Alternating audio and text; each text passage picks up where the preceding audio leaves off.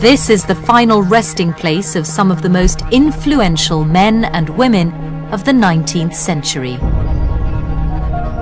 Tucked away amongst these memorials to the great and the good are the graves of three largely forgotten pioneers.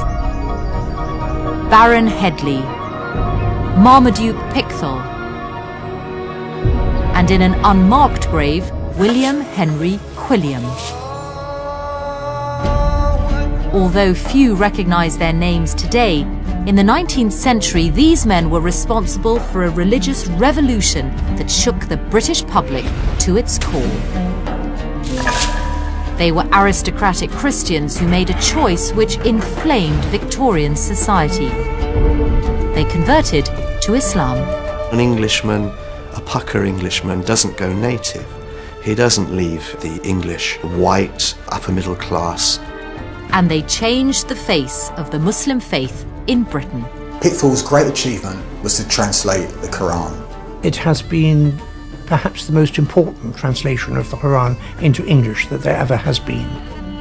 This is the story of three extraordinary men who embraced Islam at a time when to be a Muslim was to be seen as a traitor to your country and the focus of hostility. In the press, he was charged with treason, and he certainly was put under surveillance. I think to rebel against his parents and to change his religion, I think it did break his mother's heart. Through the personal journeys of still surviving relatives, we'll discover just what these men achieved and how their legacy lives on today. My impression of Islam sat within post 9/11 thinking and the emphasis around fanaticism. But finding out about Marmaduke changed all that. Suddenly, Islam became so much more. So just what did these Victorian pioneers do to make Islam more acceptable to a society that condemned it? And are there any lessons for British Muslims today?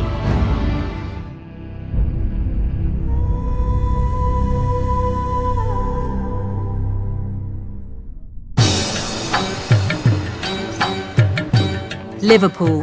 Today it's home to nearly 25,000 Muslims. This is the city's largest mosque. Built in 1965, it would appear that this Muslim community is relatively new to the city. But far from it.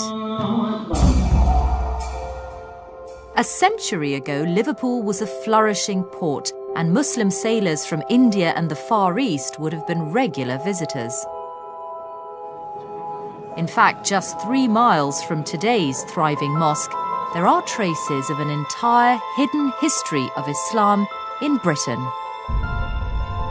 Echoes of a community that faced many of the same problems as Muslims today, and which may hold some of the solutions. This rather faded terraced house in a Liverpool suburb is where this forgotten story of Islam begins.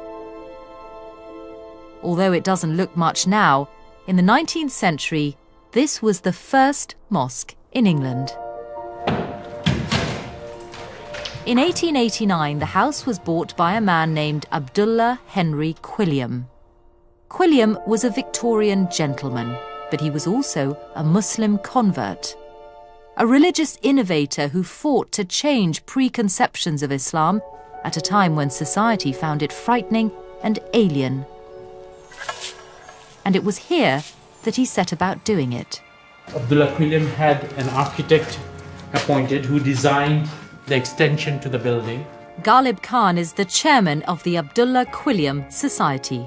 You can look at the arch designs that was made. A few steps down is the mosque.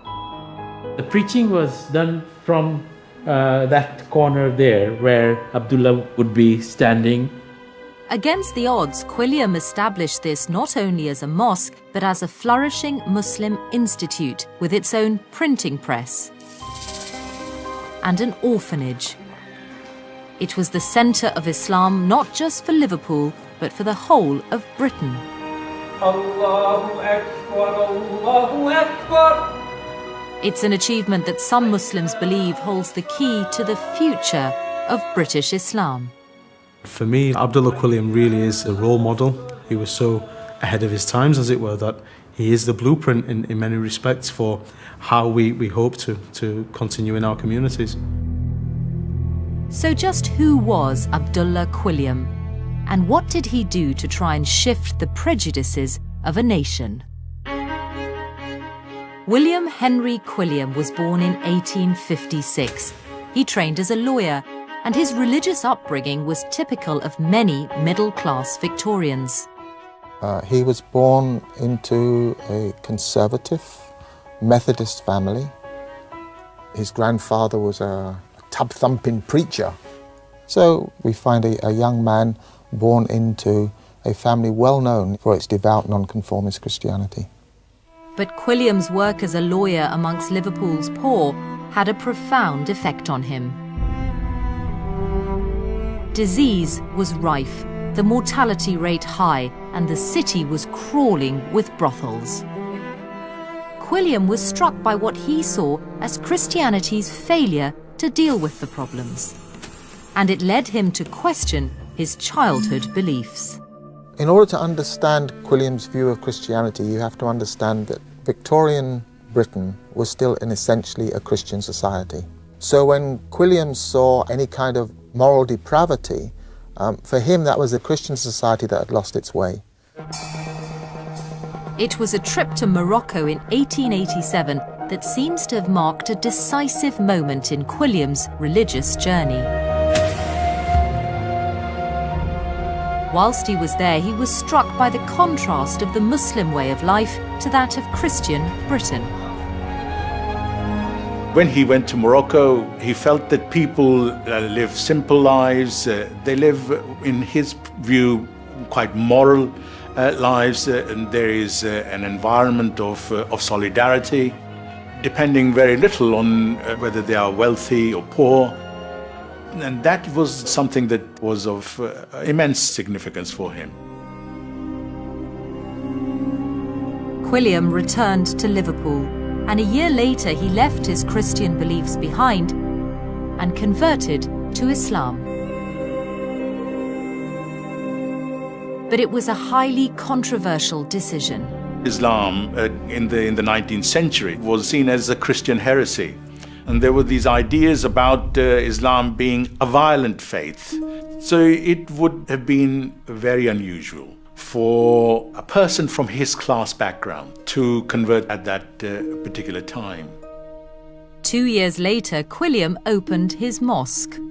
But this public display of devotion to Islam immediately put him on a collision course with both the Christian hierarchy and the people of Liverpool. Quilliam faced hostility right from the very beginning. They were attacked on a number of occasions. You get pigs' heads being thrown into the mosque. They would congregate mobs outside the mosque who would start jeering. It raised hackles, there's no doubt about that. In the face of such opposition, the mosque seemed to have an uneasy future. Yet within 20 years, Quilliam had nearly 500 followers. He'd been made the official representative of Islam in Britain by the Sultan of the Ottoman Empire, and he was starting to play a central role in the civic life of Liverpool. So how exactly did he achieve this extraordinary transformation? Quilliam's genius was to analyse why Victorians despised Islam and begin to address their prejudice. And the best sources for studying exactly how he did this are his regular publications.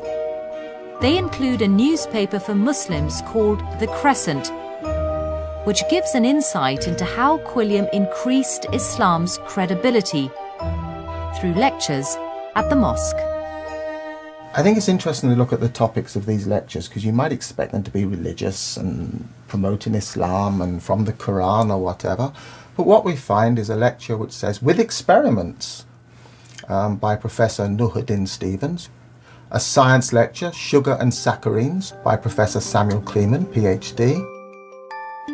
Quilliam knew that one of the key criticisms against Islam was that it was narrow-minded. It didn't embrace the new scientific discoveries of the 19th century.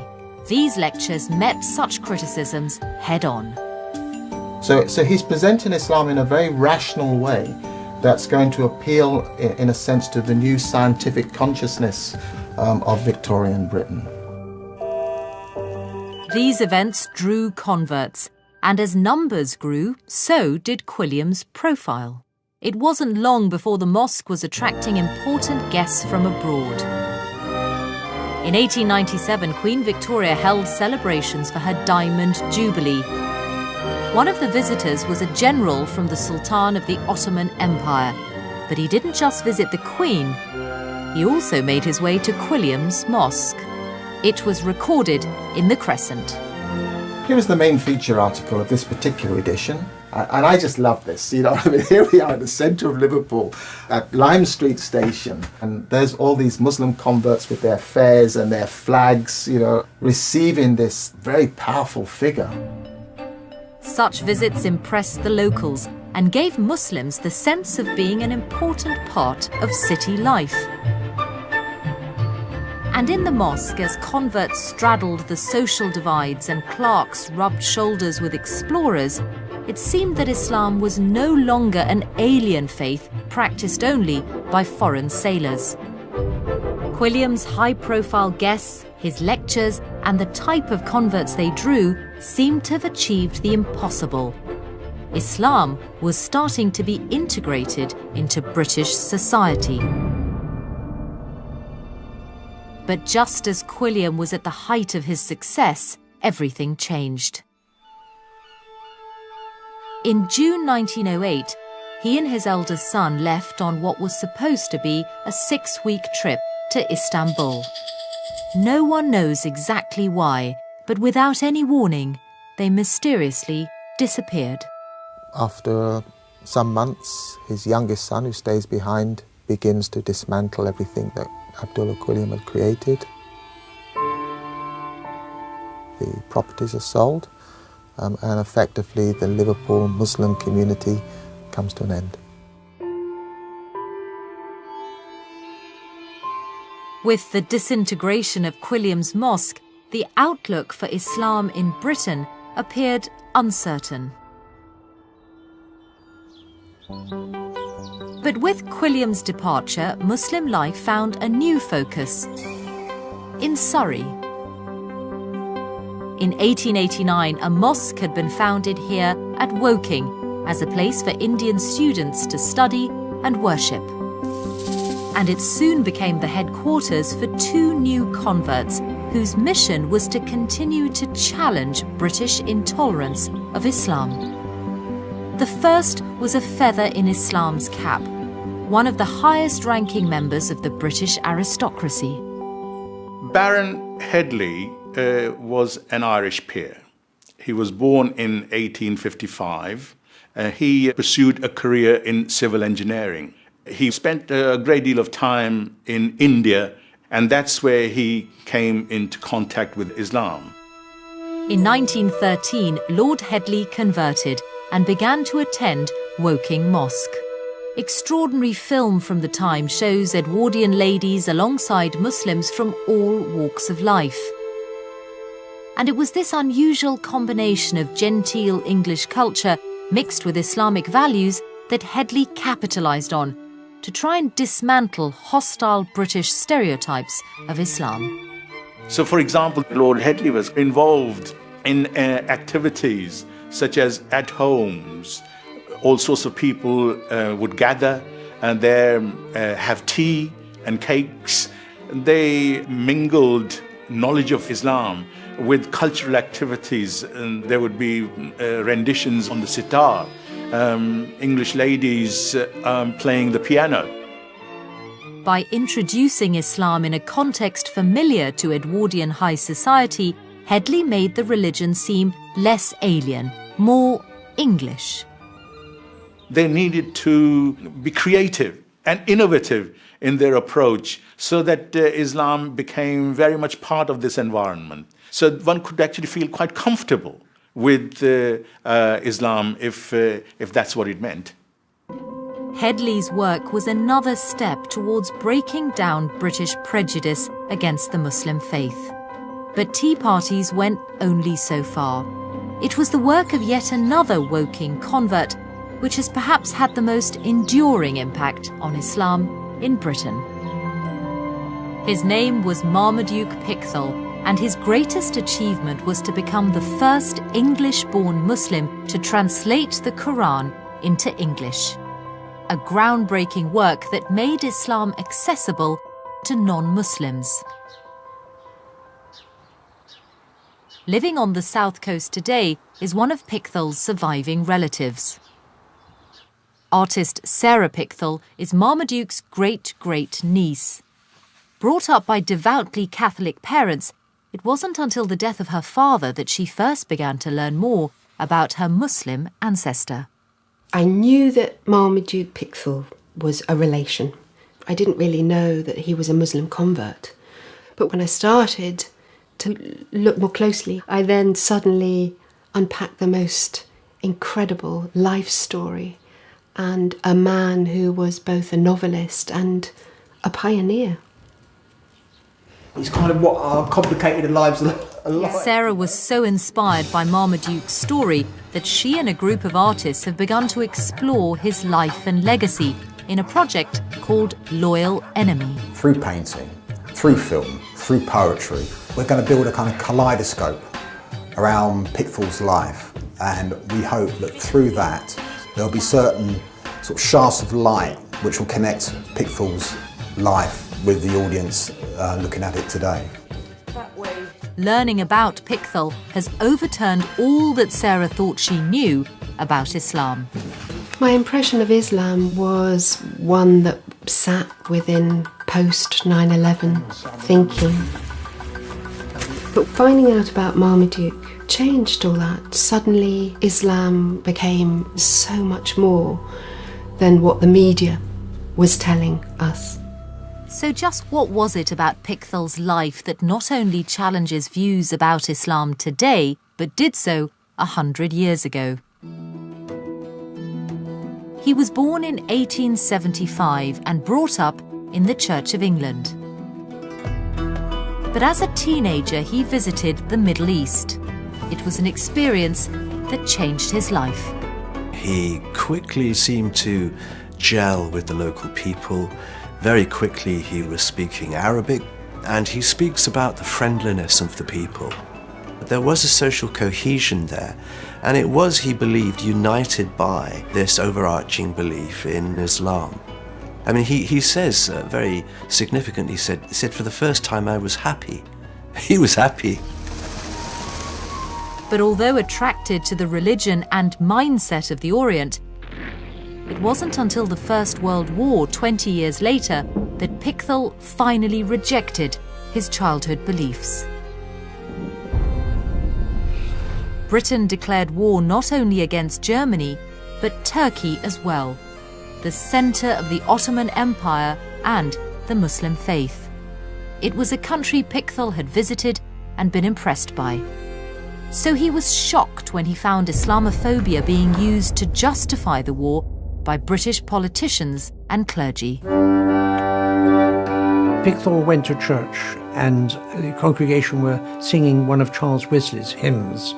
That was quite anti-Islam. It referred to the Prophet Muhammad as the impostor and the Arab thief who is disrupting the whole of Asia. And I think he was utterly distressed by it all.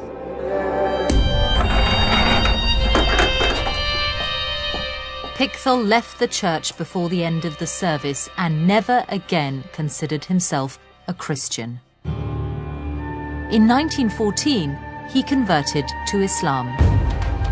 It was a decision that ultimately transformed him from innocent traveller and novelist to an enemy of the state.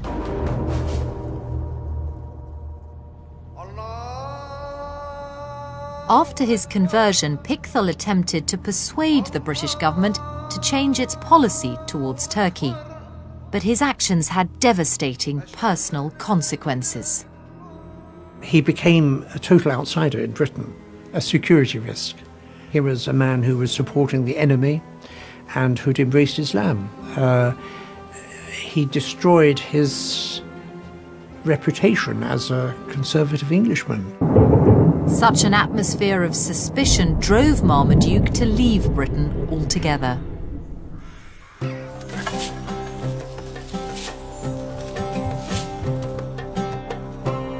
He moved to India, which became his home for the next 2 decades. But although he was nearly 5,000 miles away, his actions would still have a huge impact on Muslims back in Britain. It was here that he undertook the most important work of his life, a pioneering translation of the Quran from Arabic to English. Published in 1930, it was seen as a milestone in the history of translation. This is an early edition of Pickthall's translation of the Quran, and the remarkable thing is that it's the first time a believing Muslim has translated the Quran who was also a native speaker of English. He was also an accomplished writer, and he transfers all these skills to his translation of the Quran. Although there had been previous translations, they were renowned for their anti-Muslim bias.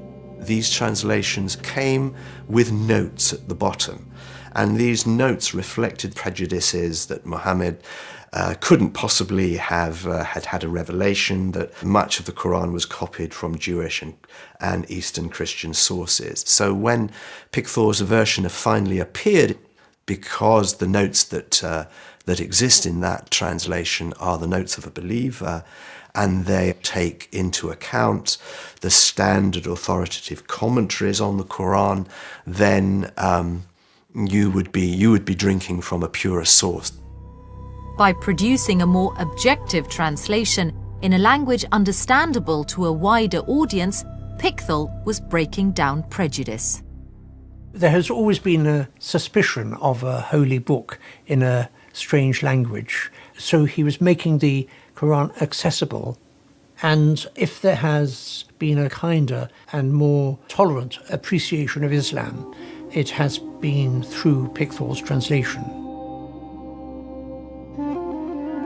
And there was somewhere back in Britain that particularly welcomed it.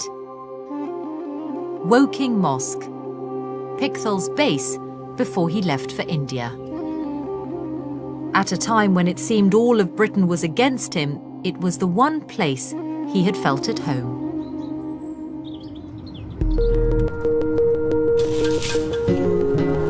The mosque is somewhere that Sarah Pickthall has always wanted to see, and this is her first opportunity. I think Marmaduke would have been pleased for me to visit a place that was so important to him, just to see the impact he had there. I think he'd be really pleased that I was coming. Yep, just in here.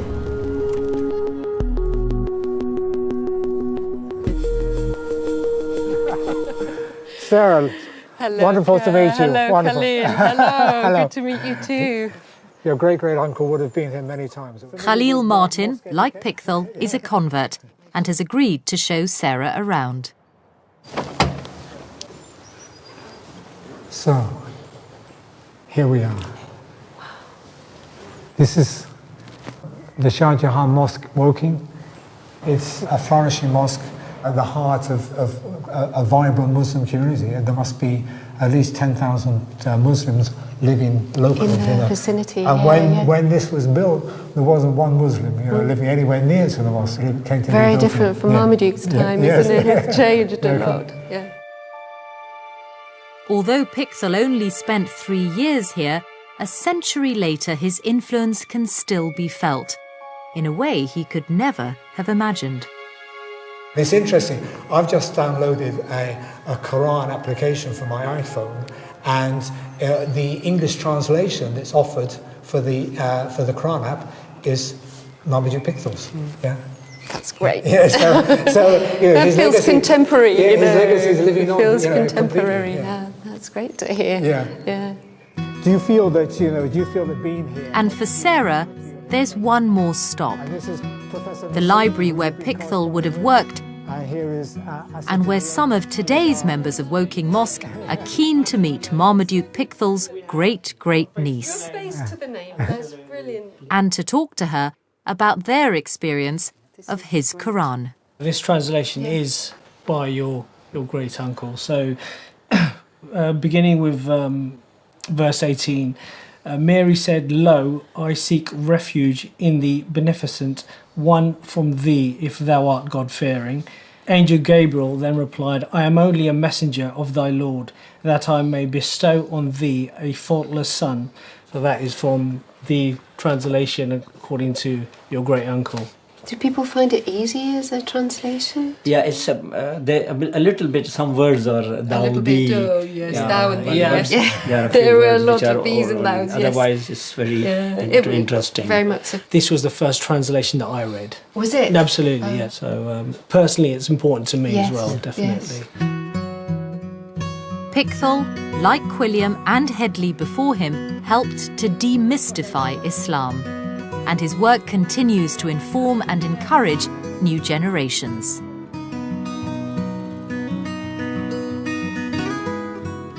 Pickthall remained in India, but he returned to Britain at the end of his life.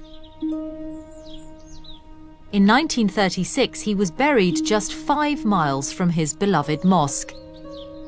And it's rumoured he chose this spot for a reason, because he wanted his final resting place to be near the unmarked grave of someone he'd been close to at Woking. A man known as Henri de Lyon. Henri de Lyon was a quiet man, had clearly travelled, had a very strong allegiance to the Ottoman Empire, but a very respected member of the Woking community. But Henri was not all that he seemed. He was none other than Abdullah Quilliam. Like Pickthall, he too found his faith put him at odds with British foreign policy. And after his mysterious departure from Liverpool, many believe he wanted to maintain a lower profile. So when he returned to England, he took a different name and lived out the rest of his life quietly at Woking. Quilliam died in 1932, Baron Headley 3 years later. Although these men lived a century ago, they faced many of the same challenges as contemporary Muslims. And some believe the way they tried to tackle the prejudice towards Islam then offers ways forward for Muslims in Britain today. Generally, there is a disquiet today about Muslims demanding special treatment. What we learn from these converts is that it doesn't have to be so at all. They were trying to develop as much integration with society as possible. Quilliam had a realization that if you were going to promote Islam in Britain, it had to be British. It's an approach that even now is transforming views. I think from that first time I learned more about him, I've changed very much in how I feel about Islam. From the two-dimensional view, it's become multifaceted, and I feel that the impact of his life has so much to teach us to expand our thinking. I feel we're just at the start of that in this country, and it feels incredibly exciting to be part of that journey.